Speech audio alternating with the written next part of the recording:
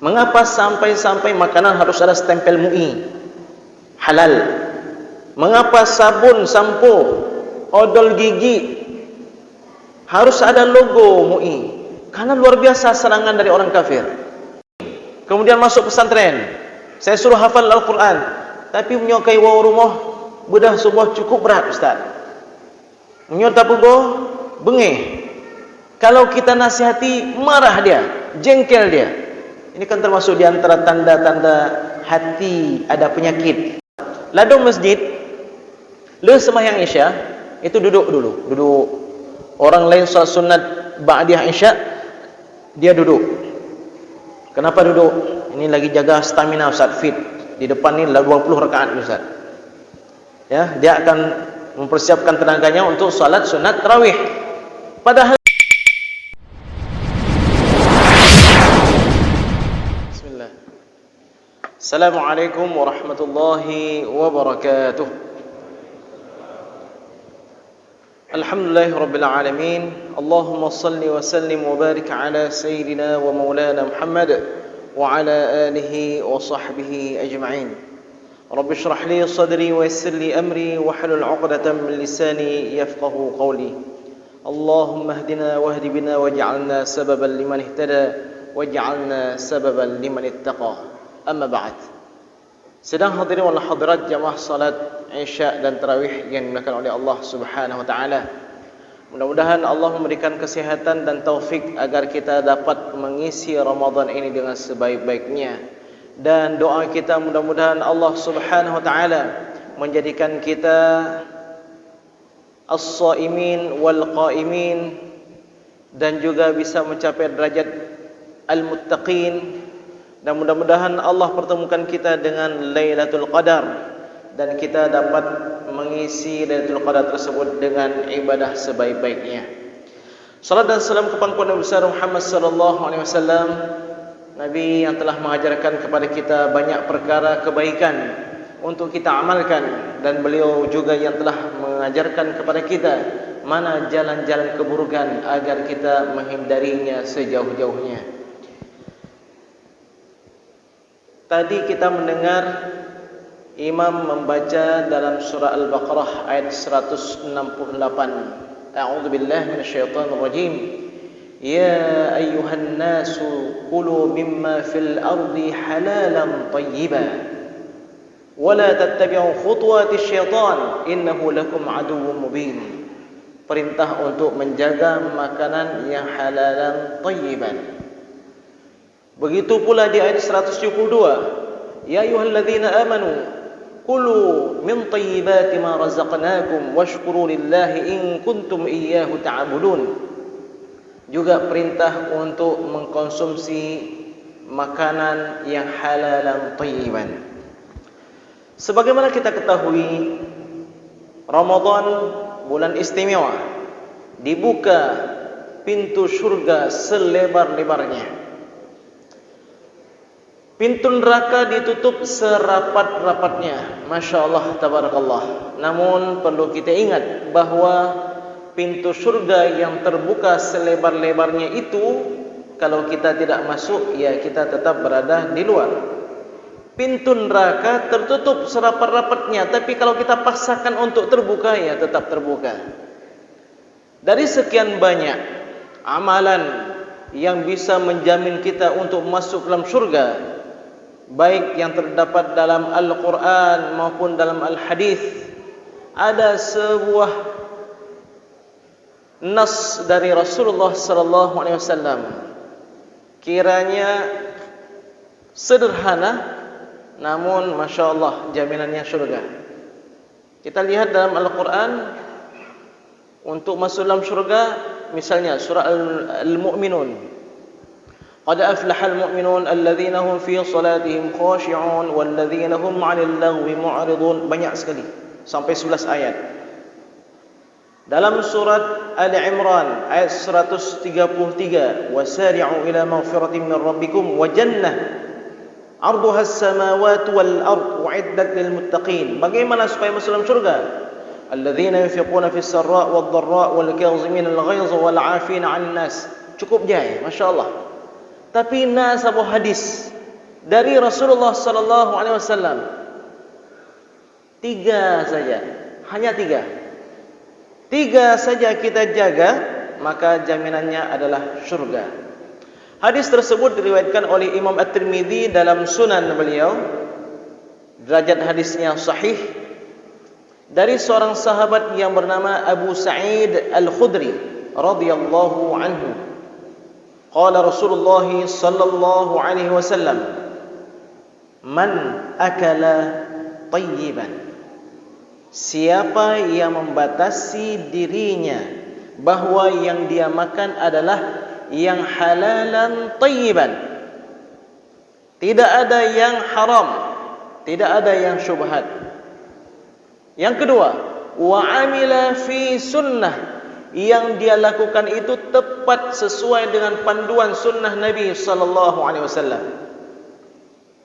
Yang ketiga, wa aminan nasu bawa'iqahu, orang-orang merasa nyaman dari kezaliman dan kejahatan dirinya. Dakhalal jannah. 3 perkara tersebut dia jamin, maka jaminannya juga adalah syurga. Ada seorang sahabat di waktu itu bertanya, "Ya Rasulullah, inna hadzal yawm fin nasi lakatsir." Yang seperti ini terlalu banyak ya Rasulullah di kalangan manusia.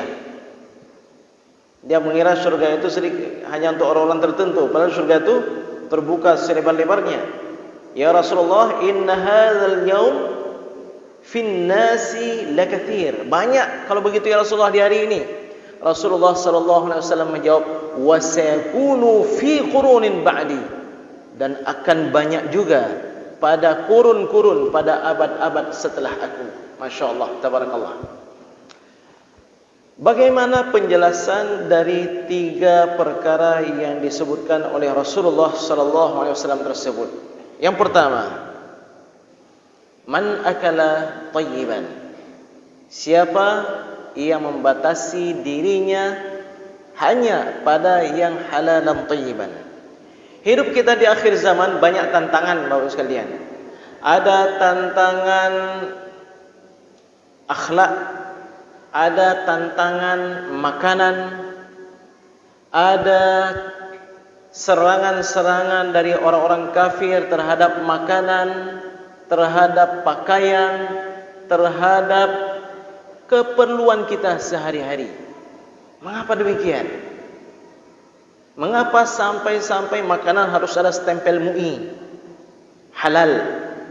Mengapa sabun, sampo, odol gigi harus ada logo MUI? Karena luar biasa serangan dari orang kafir. Mereka tahu bahwa kekuatan kaum muslimin itu adalah pada halalan tayyiban. Sa'ad bin Abi Waqqas memohon kepada Rasulullah, "Ya Rasulullah, ud'uni an akun mujabad da'wah." Ya Rasulullah, doakan aku kepada Allah agar aku menjadi orang yang mustajab doanya. Apa panduan yang dikatakan oleh Rasulullah sallallahu alaihi wasallam kepada Sa'ad? "Ya Sa'ad, atib mat'amaka takun mustajabad da'wah." Wahai Sa'ad, perbaiki makanan kamu hanya sebatas yang halalan tayyiban, niscaya engkau akan menjadi orang yang mustajab doanya. Menariknya dalam hadis ini, mengapa Rasulullah sallallahu alaihi wasallam mendahulukan man akala tayyiban, baru kemudian wa amila fi sunnah? Kenapa enggak dibalik? Kenapa enggak siapa yang mengamalkan sunnah baru kemudian makan makanan yang halal tayyiban? Para ulama mengatakan bahwa Rasulullah sallallahu alaihi wasallam ketika menyampaikan hadis tersebut, beliau mengingat urutan yang terdapat di dalam Al-Qur'an. Bagaimana dalam Al-Qur'an? Surat Al-Mu'minun ayat 51. A'udzu billahi minasyaitonir rajim. Ya ayyuhar rusulu kulu minat tayyibati wa'malu shalihan. Wahai para rasul, makanlah yang halalan tayyiban dan beramallah dengan amal soleh. Jadi dalam ayat didahulukan apa? Kulu, makanan yang halal dulu, baru kemudian amal soleh. Apa rahasia Allah dan Rasulnya mendahulukan memakan makanan yang halal dan thayyiban, baru kemudian amal soleh? Minimal ada dua rahasianya, Bapak sekalian. Yang pertama, karena memakan yang halal dan thayyiban menjamin diri, menjamin tubuh kita ini untuk terdorong melakukan amal soleh. Jadi tabatasi diri hanya pada yang halal dan thayyiban, tubuh ini akan terdorong untuk melakukan ketaatan kepada Allah Subhanahu wa taala. Rasulullah sallallahu alaihi wasallam bersabda, "Man akala al-halal," siapa yang memakan yang halal, ta'at jawarihuhu, anggota tubuhnya akan terdorong untuk melakukan ketaatan. Sya'a am aba, baik dia mau ataupun dia tidak mau. Alima am lam ya'lam, baik dia sadari ataupun tanpa dia sadari. Wa man akala al-haram, dan siapa yang mengkonsumsi yang haram, asad jawarihuhu, anggota tubuhnya akan terdorong untuk melakukan maksiat. Sya'a am aba, baik dia mau ataupun dia tidak mau. Alima am lam ya'lam, baik dia sadari maupun tanpa dia sadari. Alasan yang kedua, karena memakan yang halal dan thayyiban itu menjamin amal ibadah kita diterima oleh Allah Subhanahu wa taala. Ibadah hebat, luar biasa, tapi enggak peduli dengan makanan yang dia makan itu halal atau tidak, Allah tidak terima ibadahnya. Rasulullah SAW sabda dalam hadis yang panjang, "Innallaha thayyibun la yaqbalu illa thayyiban." Kemudian Rasulullah SAW menceritakan seseorang yang bermusafir, asy'ath aghbar, rambutnya penuh dengan debu, pakaiannya juga demikian, menunjukkan apa? Perjalanannya itu sangat jauh. Orang bermusafir kan mustajab doa, ya kan? Orang musafir mustajab doa, orang puasa mustajab doa, orang cik ke anak mustajab doa, Nabi ke umat mustajab doa, orang yang dizalimi juga mustajab doa. Ringkas cerita, orang ini musafir, perjalanan yang panjang. Wa madda yadayhi ila sama, menengadahkan kedua telapak tangannya ke langit. Dia berdoa, "Ya Rabb, ya Rabb, ya Rabb, wahai Tuhanku, aku mohon ini. Wahai Tuhanku, aku minta ini. Wahai Tuhanku, aku berlindung kepada Engkau dari ini." Tapi masalahnya apa? Wa mat'amuhu min haram, yang dia makan dari yang haram. Wa mashrabuhu min haram, yang dia minum dari yang haram.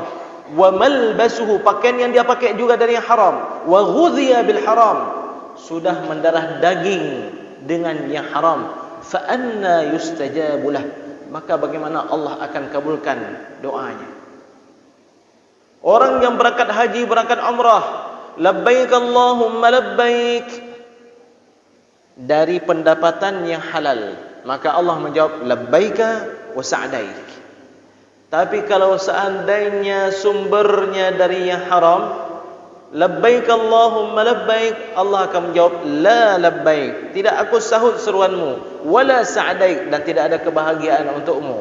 Makananmu dari yang haram, kendaraanmu dari yang haram, bekalan kamu dari yang haram, Allah tidak terima.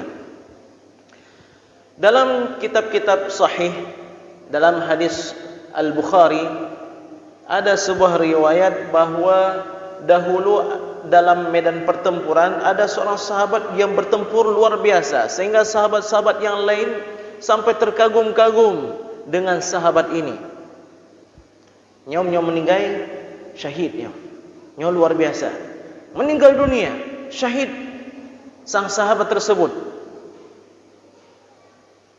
Lalu mereka memuji-muji yang meninggal tersebut, yang syahid tersebut, sampailah kepada Rasulullah sallallahu alaihi wasallam.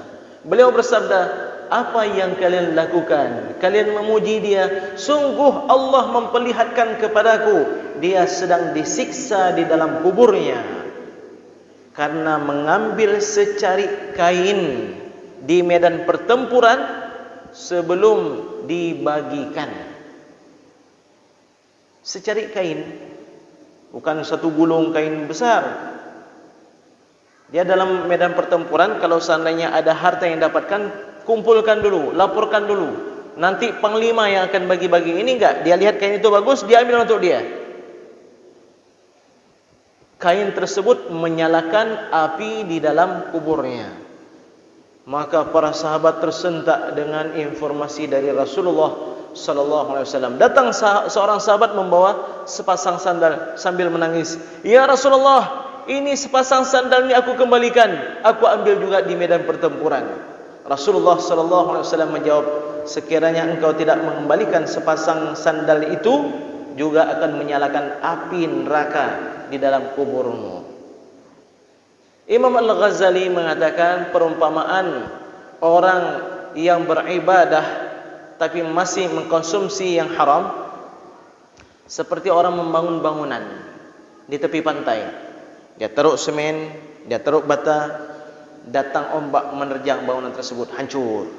Dia bangun lagi, taruh semen lagi, datang ombak lagi menerjang bangunan tersebut, hancur. Ini bermakna apa? Bahwa ibadah kita menjadi sia-sia kalau seandainya yang kita makan itu dari yang haram. Ustaz, seorang ibu bertanya, saya punya anak dari kecil pendidikan Islam, masuk min, kemudian masuk pesantren, saya suruh hafal Al-Quran, tapi menyokai wau rumah bedah subuh cukup berat Ustaz. Menyota pugo bengih. Kalau kita nasihati, marah dia, jengkel dia. Ini kan termasuk di antara tanda-tanda hati ada penyakit. Saya katakan, ibu, apa yang sudah ibu kasih makan untuk anak ibu, perhatikan kehalalan dan ketayyiban yang dimakan oleh anak ibu. Oh Ustaz seuzannya, kami selalu membawa makanan yang halal Ustaz. Oh alhamdulillah bu, kenyang maksud dun.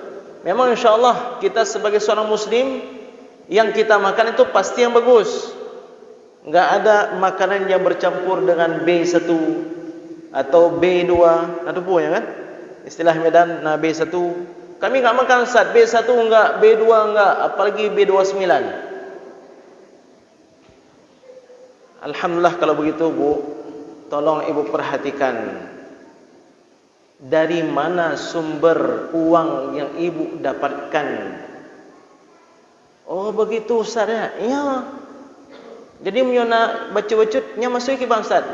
Jangan ada unsur riba, jangan ada unsur gharar, jangan ada unsur riswah dan akad-akad yang terlarang di dalam syariat.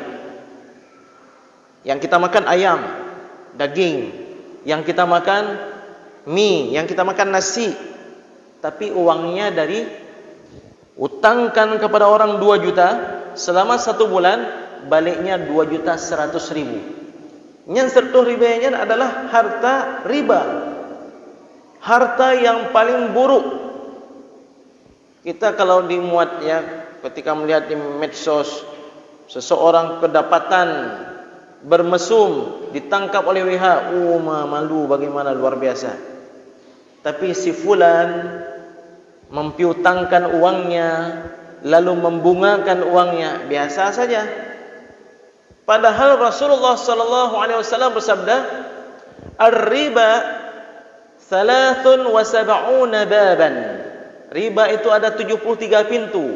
Aisaruha, pintu yang paling ringan, yang paling rendah, mithlu ayyankihar rajulu ummahu, seperti dosa seseorang yang berzina dengan ibu kandungnya sendiri. Na'udzubillah. Imam Al-Qurtubi dalam tafsir beliau Al-Jami' li Ahkamil Quran menukilkan bahwa Ibnu Bakir meriwayatkan bahwa pada masa Imam Malik, gurunya Imam Asy-Syafi'i, ada seseorang berjalan dia di malam hari, lalu melihat ada orang mabuk. Dalam kondisi mabuk itu dia menangkap bulan purnama. Bulan purnama malam itu dia tangkap. Fikir gonya bulan purnama to nak lagi lampu jet dah drop. Ya bisa kita tangkap. Karena begitu buruk pemandangan yang aku lihat, aku sampai mengucapkan, imraati taliq, istriku jatuh cerai. Kalau seandainya ada yang masuk ke dalam perut anak Adam lebih buruk daripada khamar. Kenapa orang tersebut berani mengatakan begitu? Karena menurut dia yang paling buruk masuk ke dalam perut anak Adam adalah khamar. Pulang ke rumah ingin dekat dengan istrinya, teringat, ini apa status? Apa status istri saya ini? Besok pagi melapor kepada Imam Malik. Wahai imam, berkelam kejadian meno. Bagaimana status istri saya, wahai imam? Imam Malik terkenal orang yang sangat wara'. Beliau mengatakan, saya belum dapatkan jawabannya. Besok balik lagi. Besok balik. Wahai imam, bagaimana status istri saya? Saya belum dapat jawaban. Besok balik lagi. Hari ketiga balik, barulah Imam Malik mengatakan, inni tasaffahtu kitab Allah. Aku membuka lembaran-lembaran kitab Allah. Aku dapati yang paling buruk masuk ke dalam perut anak Adam adalah harta yang didapatkan dengan riba. Karena Allah Subhanahu wa taala mengajak berperang dengan orang tersebut. Fa in lam taf'alu fa'dhanu biharbin minallahi wa rasulih. Kalau kalian tidak berhenti dari riba, maka pernyataan perang dari Allah Subhanahu wa taala.